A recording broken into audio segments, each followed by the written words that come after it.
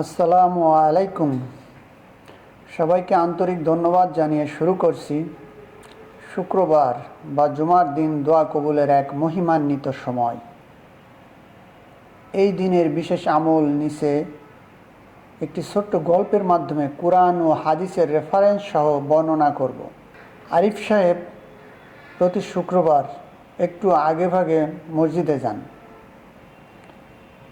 একদিন তার ছোট্ট ছেলে আয়ানকে সাথে নিয়ে দেখল জুমার নামাজের পর তার বাবা দীর্ঘ সময় ধরে অত্যন্ত একাগ্রতার সাথে দোয়া করছেন। বাড়ি ফেরার পথে আয়ান জিজ্ঞেস করল, আব্বু, শুক্রবার কি দোয়া কবুলের বিশেষ কোনো সময় আছে? আরিফ সাহেব হেসে বললেন, হ্যাঁ বাবা, জুমার দিন হলো সপ্তাহের সেরা দিন।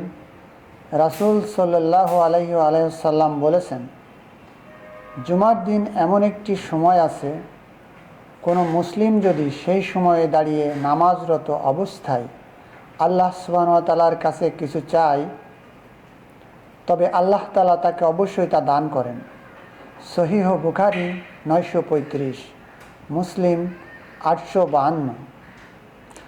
আয়ান উৎসুক হয়ে বলল, সেই সময়টা কখন? আরিফ সাহেব বুঝিয়ে বললেন, মুহাদ্দিসগণের মতে এর দুটি প্রধান সময় আছে। একটা হলো ইমাম যখন মিম্বরে বসেন তখন থেকে নামাজ শেষ হওয়া পর্যন্ত, সহিহ মুসলিম 853। আর 2 নম্বর হলো সবচেয়ে নির্ভরযোগ্য মত হলো আসরের পর থেকে মাগরিব পর্যন্ত সময়টুকু। রাসূল সাল্লাল্লাহু আলাইহি সাল্লাম বলেছেন, তোমরা জুমার দিনের সেই সময়টি আসরের পর দিনের শেষ প্রান্তে অনুসন্ধান করো। সুনানে আবু দাউদ 1048। আরিফ সাহেব আরও যোগ করলেন, এই দিনে বেশি বেশি দরুদ শরীফ পড়া উচিত, কারণ নবীজি সাল্লাল্লাহু আলাইহি সাল্লাম বলেছেন, তোমরা জুমার দিনে আমার উপর বেশি বেশি দরুদ পাঠ করো, কারণ তোমাদের এই দরুদ আমার কাছে পেশ করা হয়। আবু দাউদ 1047। সর্বশেষ তিনি বললেন, কোরআনের আমল হিসেবে জুমার দিন সূরা কাহাফ পড়া খুবই ফজিলতের। যে ব্যক্তি জুমার দিন সূরা কাহাফ পড়বে তার জন্য এক জুমা থেকে অন্য জুমা পর্যন্ত নূর চমকাতে থাকবে। বাইহাকি 3/249।